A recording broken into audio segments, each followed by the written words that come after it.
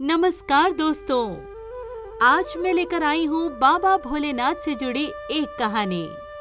एक बुजुर्ग आदमी बुखार से ठिठुरता हुआ भूखा प्यासा शिव मंदिर के बाहर बैठा था। तभी वहाँ पर नगर के सेठ अपनी सेठानी के साथ एक लंबी और महंगी कार से उतरे। उनके पीछे उनके नौकरों की कतार थी।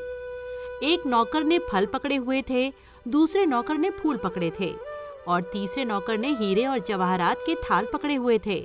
चौथे नौकर ने पंडित जी को दान देने के लिए मलमल के 3 जोड़ी धोती कुर्ता पकड़े हुए थे और 5वें नौकर ने मिठाइयों के थाल पकड़े थे। पंडित जी ने जब उन्हें आता देखा तो दौड़ के उनके स्वागत के लिए बाहर आ गए। बोले, आइए आइए सेठ जी, आपके यहाँ पधारने से तो हम धन्य हो गए।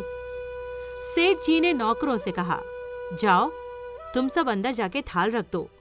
हम पूजा पाठ संपन्न करने के बाद भगवान शिव को सारी भेंट समर्पित करेंगे। बाहर बैठा बुजुर्ग आदमी ये सब देख रहा था।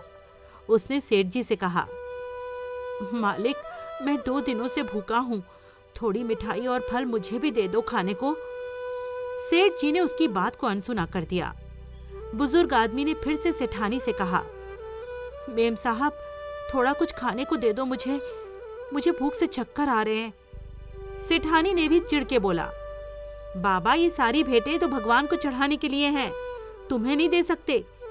अभी हम मंदिर के अंदर घुसे भी नहीं हैं और तुमने बीच में ही टोक लगा दी।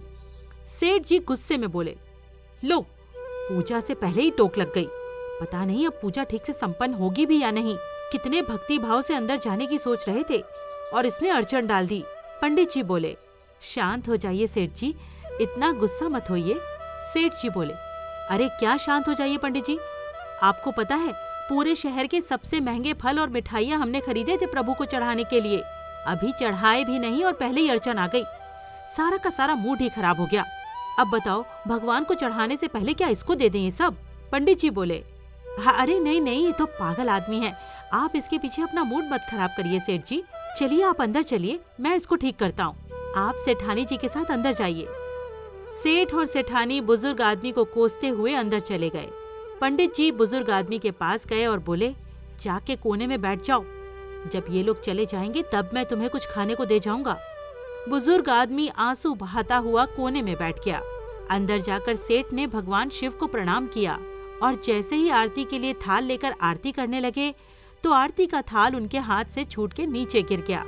फिर पंडित जी दूसरा आरती का थाल ले आए। जब पूजा संपन्न हो गई तो सेठ जी ने सभी थालें मंगवाई भेंट चढ़ाने के लिए।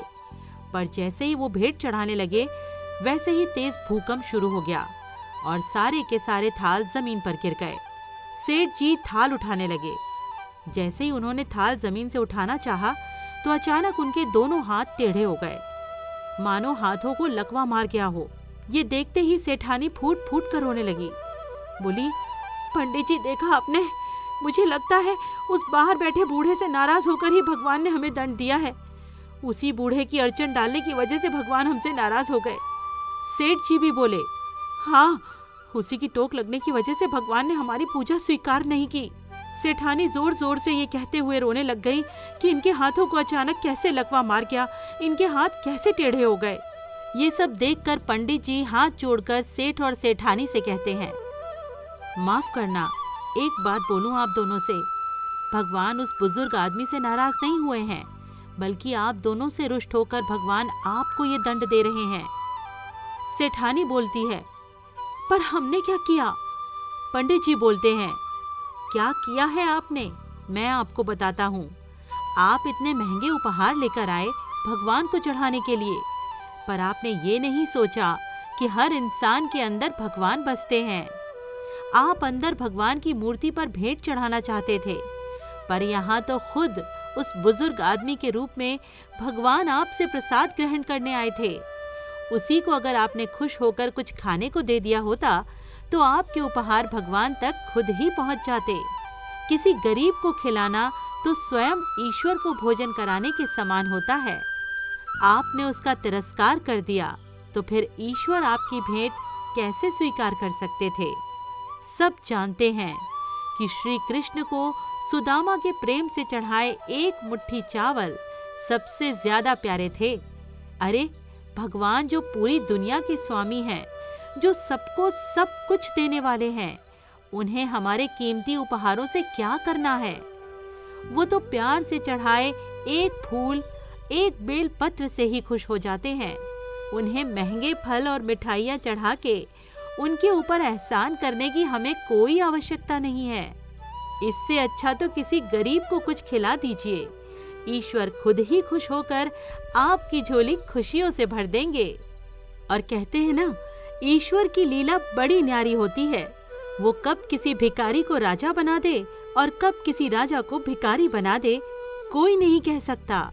तो दोस्तों, कैसी लगी आपको ये कहानी? जरूर बताएं। नमस्कार।